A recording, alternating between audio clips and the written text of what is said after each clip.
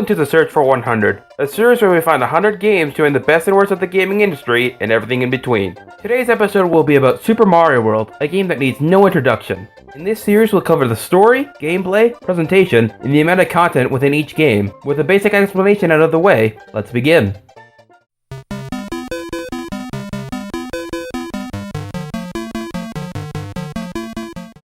Being a Mario game, there's not much story, but we'll cover it anyway.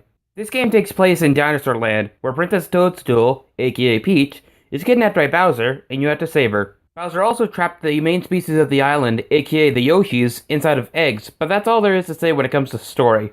Main series Mario games don't really need complex stories to be that great in my opinion, and you can find bigger stories in the Paper Mario games. You can usually find whatever you want in a Mario game, and each different Mario series has a different specialty. For this game, the tried and true formula for the main games works well, and I'm fine with it. There's only so much to be said here, so let's get into the big stuff, starting off with the gameplay.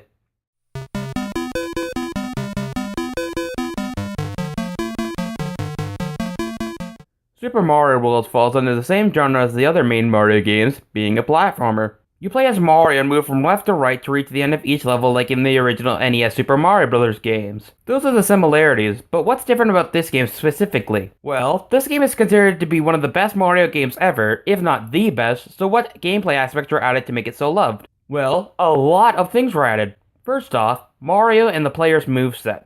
Being a game on the Super Nintendo, there's more that could be done because of more buttons on the console's controller. Because of this, more moves are added.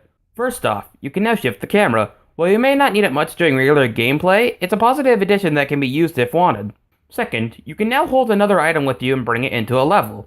You could hold items in Mario 3, but you can only use them while in the overworld, and you have to use them at the beginning of the level, and if you lost it, it was gone.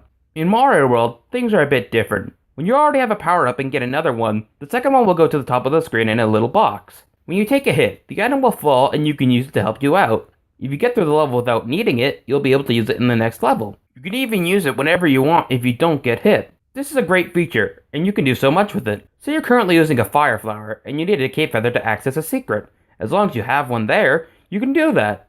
Regardless if you need something to get through the level, find a secret, or even play the level in a different way, you can do those things. It really adds to the game, and it is a welcome addition. Lastly, the biggest addition, the spin jump. Where do I begin? This is a new type of jump that can not only be used to gain altitude like you would with a regular jump, but defeat enemies and even platform on things like buzzsaws. A lot of opportunities open up with this ability. Not to mention you can gain more altitude when doing a spin jump again on certain enemies, and you can break flip blocks if you have a mushroom. This is super fun to use, and best of all, anyone can use it regardless of skill level. Beginners can use it as a basic alternative jump and defeat enemies with it, while experts can do some crazy platforming with it and use it for speed. It's easy to use, and the rewards for mastering it are nice. We have a lot of new abilities, but how do the levels change because of this? Well, there's the idea of getting from point A to point B, like usual, but a lot of levels now have a point C. If you want a completed file, you'll need to find every exit in the game. It's really fun finding these, and you'll sometimes need to use items or colored blocks activated in the switch palaces. I won't say much on this topic for now, but I'll get back to it soon.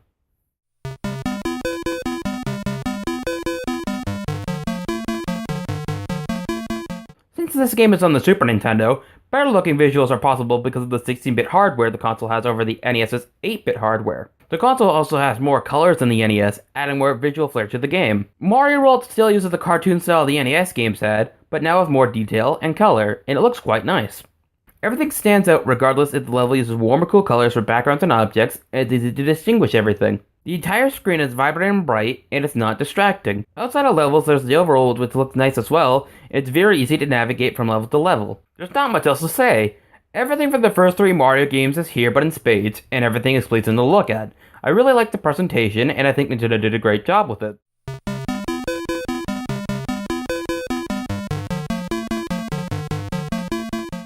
Okay, in order to do everything in Super Mario World, you'll need to find all 96 exits. This is done by exploring each level and using skill, items, and switch palaces. The first 2 are pretty self-explanatory, but what are switch palaces?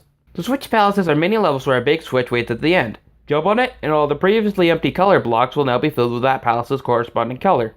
If you jump on the yellow switch, the other colors won't be filled, only yellow will. If you want the green switch, you'll have to go find the green switch palace.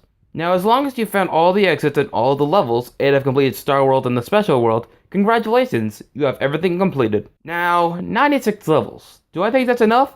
I personally think so. There's a lot to do in the main game, and special levels on top of that. It'll take longer if you don't use a guide, but even if you do, there's still a good amount of stuff to do here. With all that being said, let's make a final conclusion.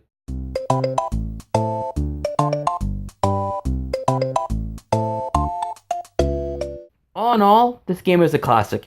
Great visuals and gameplay with tons to do, being easy to pick up and play regardless of your skill level. Since this is a new series, let me explain how I'll score games. Since this series is all about looking at the best and worst of gaming, just giving a game a regular score seems overdone and boring.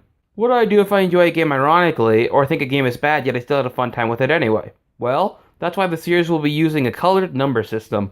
Basically, if a game has a red number, it means I enjoyed it ironically for laughs. If I give the game a green number, it means it's a good game, or at least a decent game if I give it a lower number. I'll also explain my reasoning for my rating, so let's start off with Mario World. There's not much I can say about this game that hasn't already been said in the past 20 plus years. If you own a Super Nintendo, original or classic, or a console that has Virtual Console, I highly recommend you buy this game. With all that being said, I give this game a green 9.5 out of 10. With loads of levels, great visuals, and secrets galore all topped with great and engaging gameplay, this game is more than worth your time and money.